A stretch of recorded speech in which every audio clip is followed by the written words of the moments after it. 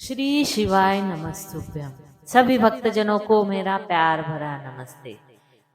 दोस्तों, भगवान शिव से जुड़े द्वादश ज्योतिर्लिंगों में मध्य प्रदेश स्थित ओंकारेश्वर का चौथा स्थान है।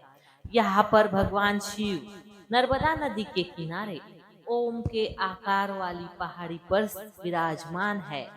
हिंदू धर्म में ओंकारेश्वर ज्योतिर्लिंग को लेकर कई मान्यता है, जिसमें सबसे बड़ी मान्यता यह है कि भगवान भोलेनाथ तीनों लोकों का भ्रमण करके प्रतिदिन इसी मंदिर में रात को सोने के लिए आते हैं। नर्मदा की धाराओं पर बना ओम का प्रतीकात्मक स्वरूप इस तीर्थ स्थल को और भी अलौकिक बनाता है। ओंकारेश्वर वर्षों पुरानी हिंदू परंपराओं और भक्तों पर शिव के शाश्वत धार्मिक प्रभाव का प्रतीक है। यह मंदिर एकमात्र ऐसा स्थान है जहां भगवान शिव ओंकार के स्वरूप में प्रकट हुए थे। महादेव के इस चमत्कारी और रहस्यमय शिवलिंग को लेकर यह भी मान्यता है कि इस पावन तीर्थ पर जल चढ़ाए बगैर व्यक्ति की सारी तीर्थ यात्राएं अधूरी मानी जाती है। ओंकारेश्वर ज्योतिर्लिंग से जुड़ी कथा यह है कि एक बार राजा मानधाता ने नर्मदा नदी के किनारे विंध्य पर्वत पर शिव जी की कठोर तपस्या की थी। उनकी तपस्या को देखकर भगवान शिव प्रसन्न हुए और वहां प्रकट हो गए।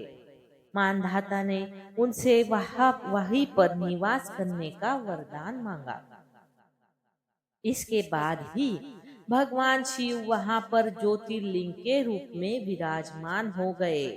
इसके तुरंत बाद ही वहां पर कई ऋषि आ पहुंचे। उनके कहने पर भगवान शिव ने लिंग के दो हिस्से किए। एक का नाम ओंकारेश्वर रखा गया तो दूसरे का ममलेश्वर। मान्यता यह है कि स्थापित शिवलिंग स्वयंभू है, यानी कि स्वयं प्रकट हुआ है। ओमकारेश्वर के साथ ही यहाँ के ममलेश्वर मंदिर में दर्शन पूजन करने की परंपरा है। यहाँ दर्शन पूजन करने से भक्तों को शिव जी की कृपा मिलती है और जीवन में चल रही समस्याएं हल हो जाती है, अटके काम शुरू हो जाते हैं और अशांत मन शांत हो जाता है। प्राचीन हिंदू ग्रंथों में वर्णित ओमकारेश्वर से जुड़ी कई कहानियां हैं। एक और कथा के अनुसार एक बार नारद मुनि विंध्य पर्वत पर आए और इस बात से क्रोधित हो गए कि उस क्षेत्र में भगवान शिव का कोई निवास नहीं था। इसलिए विंध्य पर्वत के भगवान ने इस भूल का पश्चाताप करने के लिए तपस्या शुरू कर दी। उन्होंने भगवान शिव का ध्यान किया, जो पार्थिव देवता के रूप में थे। उनकी आस्था और धैर्य ने महादेव को प्रभावित किया और उन्होंने पर्वत देवता से कहा कि वे इस द्वीप पर प्रणवलिंग के रूप में निवास करेंगे और यह दो भागों में विभाजित होगा, ममलेश्वर और ओंकारेश्वर। ममलेश्वर एक पार्थिव लिंग था, जबकि ओंकारेश्वर ज्योतिर्लिंग यानी के प्रकाश स्तंभ था। तभी से इस स्थान का नाम ओंकारेश्वर पड़ा और ज्योतिर्लिंग की पूजा के लिए एक मंदिर का निर्माण किया गया। ओंकारेश्वर द्वीप जिस मंदिर पर स्थित है, वहाँ दो ऊंचे पहाड़ है और एक घाटी द्वीप को विभाजित करती है, जिससे ओम का आकार बनता है। भक्तों का मानना है कि भगवान शिव स्वयं हर रात के लिए मंदिर में आते हैं और इसलिए शयन आरती की जाती है। कई हिंदू संतों का मानना है कि ओंकारेश्वर ज्योतिर्लिंग की पूजा करना पंच केदारनाथ की पूजा करने के बराबर है।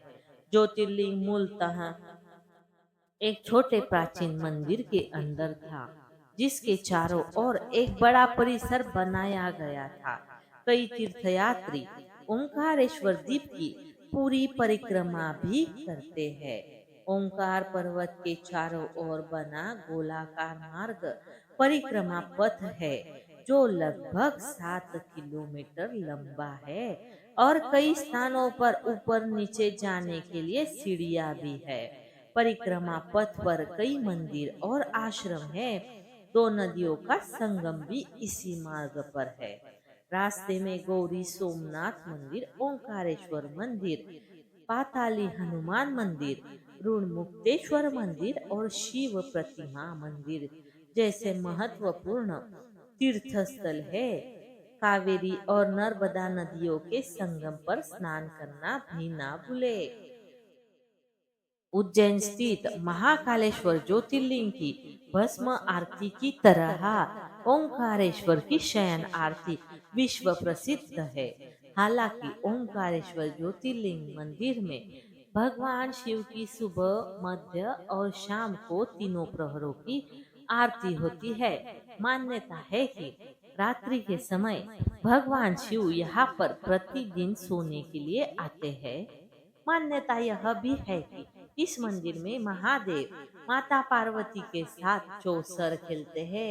यही कारण है कि रात्रि के समय यहाँ पर चौखट बिछाई जाती है और आश्चर्यजनक जनक तरीके से जिस मंदिर के भीतर रात के समय परिंदा भी पर नहीं मार पाता, उसमें सुबह चौसर और उसके पास से कुछ इस तरह से बिखरे मिलते हैं, जैसे रात्रि के समय उसे किसी ने खेला हो। ओंकारेश्वर मंदिर में नक्शीदार पत्थरों के करीब 60 बड़े खम्भे हैं। यह मंदिर 5 मंजिला है। पांचों मंजिलों पर अलग अलग देवी देवताओं के मंदिर है। ओंकारेश्वर लिंग के ऊपर महाकालेश्वर मंदिर भी है।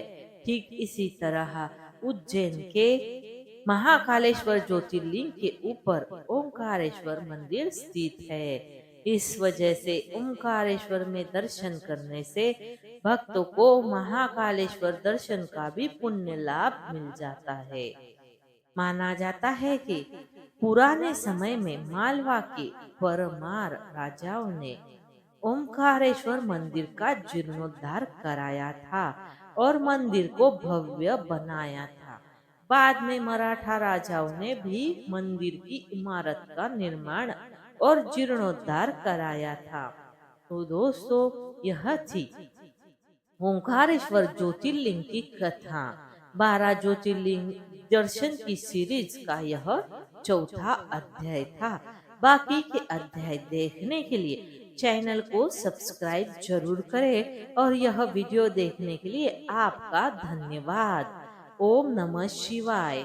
हर हर महादेव।